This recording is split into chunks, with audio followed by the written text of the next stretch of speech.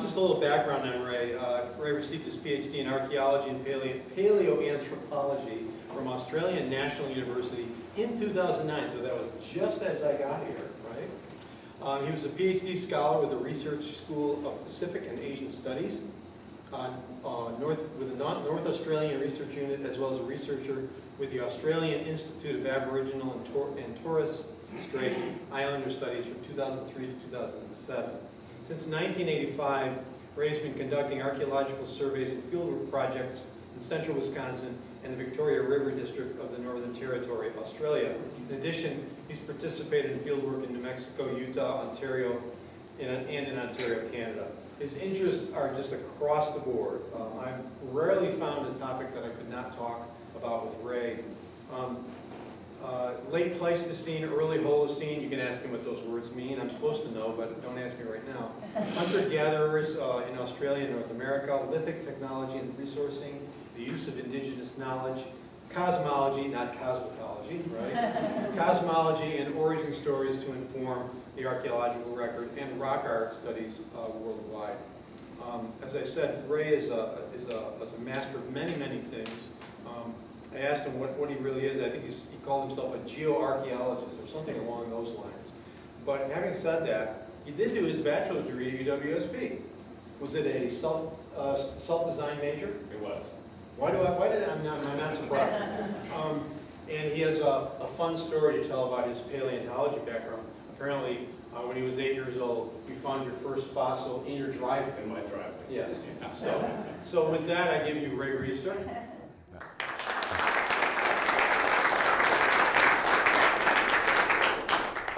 Thank you, Chris. And thanks to everybody for coming out. It's a beautiful evening. I'm surprised anybody came. I was asked to give a talk about the collections in the UWSP Museum.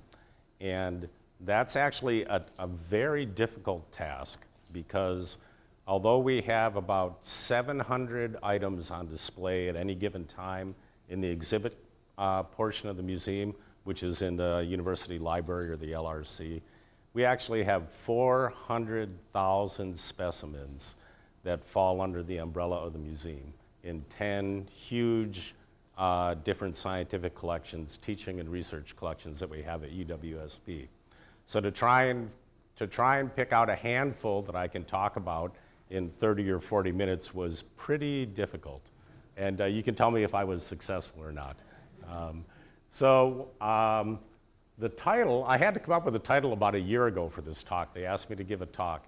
And at the time, we had just found some pretty interesting stuff in the closet, in several closets on campus, and in one freezer that hadn't been opened in 25 years.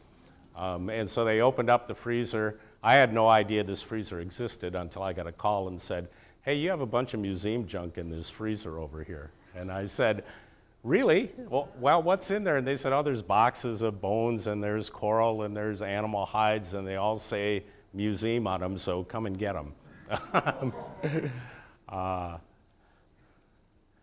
So I want to talk a little bit about why there even are museums. And yeah, this caught my eye. But museums have been around for a while, and natural history museums, natural history collections really represent the sum of knowledge we have about our world. And protecting those collections and actually using those collections for research, and curating those collections for the future is a really important part of my job and one of the main reasons we actually have museums. Biologists estimate we have about 8.7 million species on the planet. They used to think there were quite a lot more species, but the current estimates as of today is 8.7 million. Scientists have only described about 1.75 million.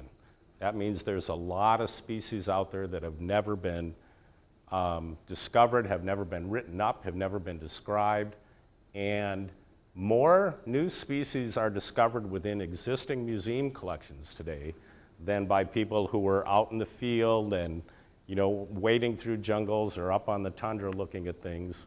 New species are discovered with field work, don't get me wrong, but more new species are actually discovered in older collections in museums. A lot of collections, a lot of specimens in collections actually don't get described for the first 100 years that they're in a drawer. That's pretty amazing to think about. And the typical lag time right now for a biology specimen in the US, if it's collected and put in a museum, it's 21 years before somebody opens up the drawer, describes it, and writes it up. So that's just another reason to think about hanging on to collections. In terms of Wisconsin, Wisconsin really was sort of ahead of the game here. When Wisconsin became a state in 1848, the Board of Regents was formed to create the University of Wisconsin. The very first thing they wanted to do was create a museum. This is before they created the university. They wanted to create a museum. And in fact, they did create a museum. And in 1851, actually that's the museum in the bottom center in Madison. In 1851, they moved into North Hall. And so this is one of the really early museums in the Midwest, and actually one of the earliest ones in North America. A bit before this, in the 1860s, a guy named Smithson gave a huge endowment to the United States. And that endowment was for the diffusion and the increase of knowledge. And it's interesting because he was a Brit. He was from the UK, but he donated all this money to the United States because he thought there was actually more critical thinking going on in the US. I can't speak to that, it was a long time ago, but what struck me is it took Congress 10 years to decide what to do with the money and how to follow that brief little guideline that he had given. And the first thing they looked at was creating a national university, and they thought, nah, we understand that a university can diffuse knowledge, but we don't think there's any chance for a university to increase knowledge. So they took his money and created what's now known as the Smithsonian Institution, which is really a big group of museums. Here in Stevens Point, you might recognize that's a picture of Old Main right after it was built. And you'll notice how small the trees are in front. The trees are still staked there.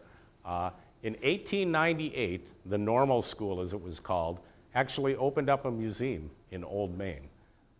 And by 1903, they had taken over what was then the University Library. This is a familiar theme. Museums often take over old libraries. But they had taken over the library, and they had about 200 mounted birds and mammals, skins. And they also had some amazing stuff like Spanish swords. They had an entire firearms collection of rifles and pistols and muskets from the Civil War era. They also had a huge geologic collection, and typical for this area. Half of it was from Norway that was hauled over here. And the other half actually came from Yellowstone. There were few or no Wisconsin rocks in the collection at Old Main. Sadly, most of the things that I've found in the archives that were donated back in those years are now long gone. We have no idea what happened to them. I think we have one or two Native American artifacts that were donated back in the early 1800s, and we have some paperwork, including, interestingly, the last paper published in Vicksburg before it fell to the north. And Vicksburg had run, just a little side note here, Vicksburg had run out of paper. And so they printed their final newspaper on wallpaper. And there are only two originals known to exist in the country, and Stevens Point has one, printed on wallpaper. Some of you may remember, this is what the museum used to look like when I first went to it in the early 70s. So you'll see our Allosaurus skeleton in the window there. Behind that is what was then the brand new Student Union, which had just been built. So the museum we call the Museum of Natural History today began in 1968. And it was created to exhibit portions of the teaching and research collections at UWSP. Its formation was really driven by a couple of people, Charles Long, who was a mammologist at the time, Bob Freckman, who Emmett works with, who is a botanist, John Moore, who was an archaeologist. I'm going to forget there's a few more people who were involved.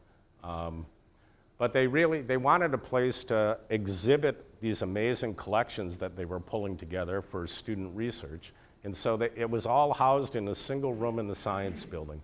And in 1970, it moved into this space on the first floor of the library. And during those years, in the early 70s and 80s, we actually had a lot of donations to the museum. On the right here, you can see a whole collection of Native American objects that were actually donated by an Oneida church over in Oneida. So these were objects that had been brought from New York when the Oneida tribe was displaced from New York to Wisconsin. And at the time, although I can't find this thing in the basement, at the time we apparently had an entire Native American skeleton hanging in the museum. And Native American students were a bit unhappy that this was there, and they made a deal with the museum and the university. They said, if you'll take that skeleton down, we'll find a bunch of cool stuff that you can put in its place. And so that's where some of this stuff came from. In the lower left, we actually had a collection come in from a guy named Peter Kust, who had graduated in 1970 from Stevens Point. He went on to own a pretty large salmon fishery operation in Alaska, and he collected skulls and bones, a few odd things that we actually have on display up here, up on the Bering Sea. And he brought those back to Stevens Point in about 1970 and donated them to the museum. In the upper left, we have some students and a former professor here, Mike Bozak, holding what's a giant fan palm. So that's actually a frond from a giant fan palm tree. It's 56 million years old and was collected out in Utah. We have quite a few specimens actually from this particular trip. And in the middle, we have an interesting piece of ceramic that came from Nariat, Mexico. But I'm going to save that story because there's an interesting story that goes along with all of those ceramics. The museum today is quite a bit different than it was back in those days. Physically, it isn't much larger. We've actually totally outgrown our current space, and we're slowly spreading out insidiously in some ways into the university library. We keep pushing our displays out with the agreement of the library. But we really have tried to bring the museum into the electronic age, into the digital age. And each year we have something called the collection crawl. So we open up all the collections on campus to the public for one day out of the year. So again, keep in mind that's 400,000 specimens. So even though the museum itself is about 7,000 square feet, the collections areas are over 25,000 square feet. So we have stuff squirreled away all over campus and in labs and classrooms and storage areas. We open that all up for the public one day out of the year from 9 in the morning to 1 in the afternoon.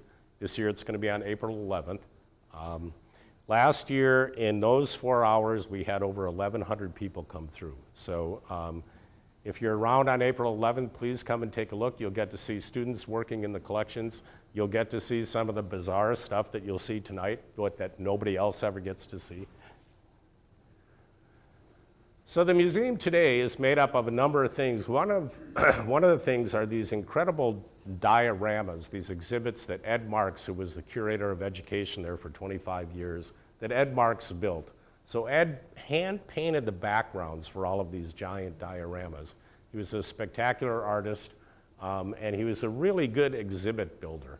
And he really captured kind of this naturalistic approach that had been used since about the 1930s or 40s. Started with the American Museum of Natural History in New York. The Field Museum down in Chicago was a big one. And Ed really sort of took that approach when he built the dioramas. And they're still fabulous today. There's problems with them. Some of them are getting a little old. Some of the mounts in these displays are actually now over 125 years old.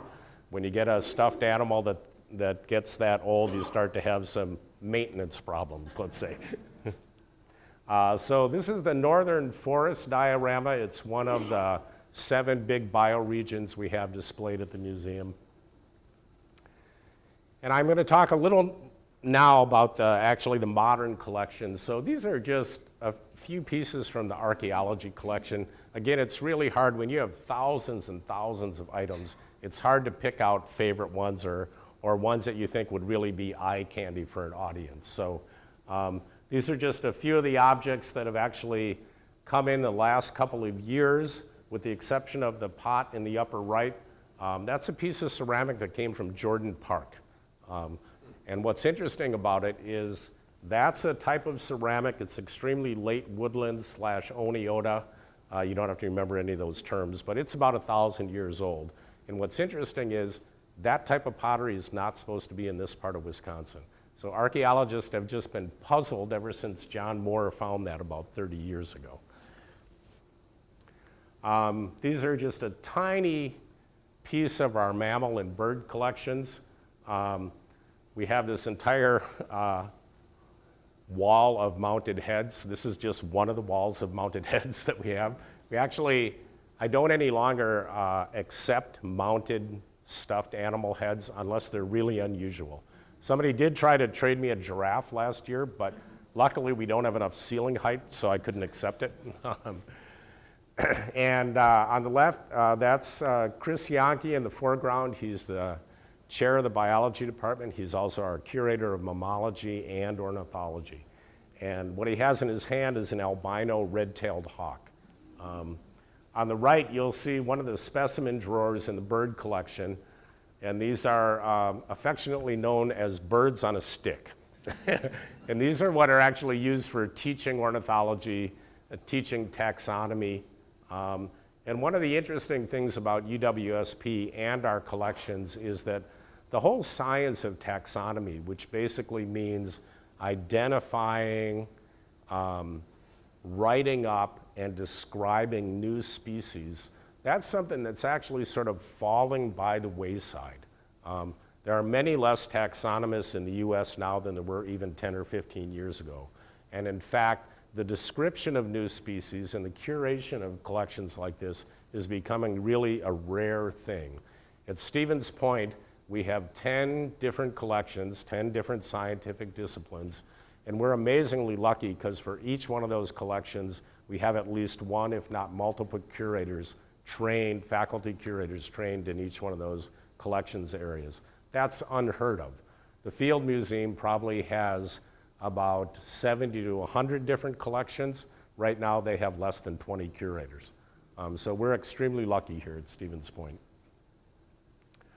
Some of the collections are actually live collections. So although we have lots of stuffed animals and birds and reptiles, we also have some live ones, and these are always a big hit with people who come to the museum. In the past, many of you might remember, we used to have live snakes in the museum. So when I first inherited the museum, one of my jobs was, because the students were petrified, one of my jobs was to pull the snakes out and show them to people coming through the museum. I've loved snakes since I was a little kid. I really don't mind handling snakes. I did get bit a few times in the museum, but we actually decided pretty early on to move the snakes out of the museum and into the herpetology collection, where they had much bigger cages, they had much better care, and now we have the best of both worlds. This is Lisa Viget, manager of the museum, and hiding behind the pillar here, but Lisa sets up all of our school group trips and organizes all of our student staff. And so Lisa just gets on the phone, calls the herpetology club, and they bring all this stuff over to us. So we don't have to take care of it, but we still get to use it in the museum. On the bottom left, that's another albino in the collection. This is an albino corn snake that we have in our collection, a live albino corn snake. And we also have a geology collection, which is growing every